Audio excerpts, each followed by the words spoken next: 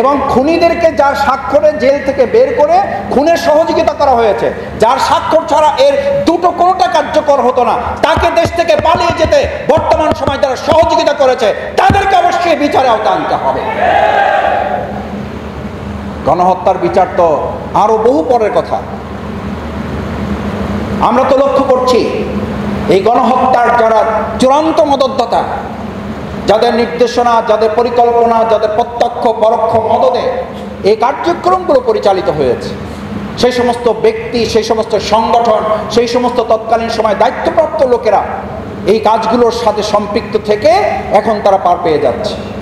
প্রিয় ছাত্র ছাত্রী ভাই এবং বোনেরা, উপস্থিত সুধী মণ্ডলী, যে কথাটি বলছিলাম যে আজকে গণহত্যার এই সিলসিলাটি শুধুমাত্র 3টা 4টা 5টা 6টা সংখ্যাতাত্ত্বিকতার মধ্য দিয়ে এটাকে ব্র্যাকেটেড করলে আমরা অনেক ভাইয়ের প্রতি, অনেক পরিবারের প্রতি, শহীদদের প্রতি আমরা জুলুম করব।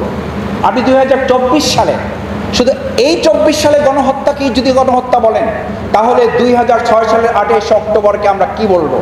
তাহলে 2009 সালের 57 জন সেনা অফিসার সহ 71 জনকে হত্যাকে আমরা কি বলবো? তাহলে ট্রাইব্যুনাল মাধ্যমে যে মানবতা বিরোধী অপরাধের রায় সাজিয়ে যাদেরকে প্রকাশ্যে ফাঁসিতে হত্যা করা হয়েছে, এদের ব্যাপারে আমরা কি বলবো? তাহলে 2021 সালে শুধু নরেন্দ্র মোদীকে আমাদের দেশে আনার জন্য 25 জনকে হত্যা করা হয়েছে, আমরা এটাকে কি বলবো? তাহলে আমরা 2013 সালের 28 তারিখ থেকে 5 তারিখ পর্যন্ত আমাদের 2.5 শতাধিক ভাইকে মাওলানা দিলওয়ার হোসেন সাঈদী রাহমাহুল্লাহর রায়কে কেন্দ্র করে যাদের উপরে গুলি চালিয়ে হত্যা করা হয়েছে, তাদেরটাকে আমরা কি বলবো? এই প্রত্যেকটা বিষয়কে সামনে রেখে যদি আমরা আজকে জাতিকে ঐক্যবদ্ধ করে এই সিদ্ধান্তে উপনীত হতে পারি, 2024 সালের 5ই আগস্ট, সেই দিন পর্যন্ত আপনারা বলেছিলেন আমাদের জুলাই শেষ হয় নাই, আমাদের আগস্ট শেষ হয় নাই, আমাদের জুলাই এবং আগস্ট চলমান আছে, এবং এটাকে চলমান রেখেই তৎকালীন প্রত্যেকটি গণহত্যা না, প্রত্যেক দিন এক একজন যাদেরকে হত্যা করা হয়েছে, প্রত্যেকটি হত্যাকারীদের চিহ্নিত করে বাংলাদেশের জনগণের সামনে বিচার নিশ্চিত না করা পর্যন্ত 36 জুলাই আগস্টের অভ্যুত্থানকারীরা থেমে থাকতে পারে না।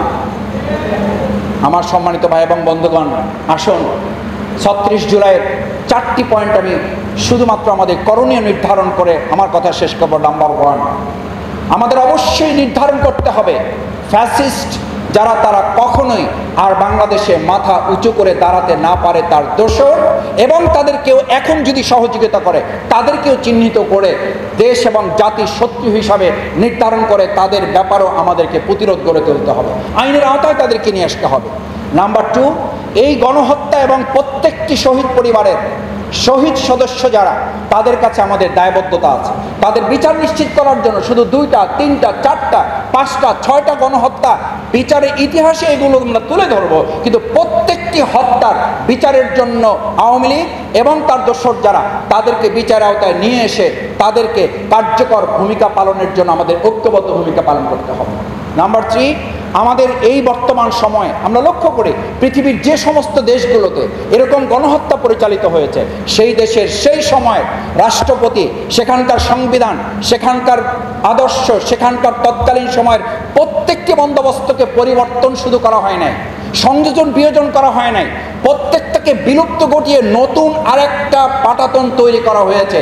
আমরা যতক্ষণ পর্যন্ত এই নতুন বন্দোবস্ত তৈরি করতে না পারবো, ততক্ষণ শুধুমাত্র একটা নির্বাচন দিয়ে জাতিকে মুক্ত করা যাবে না।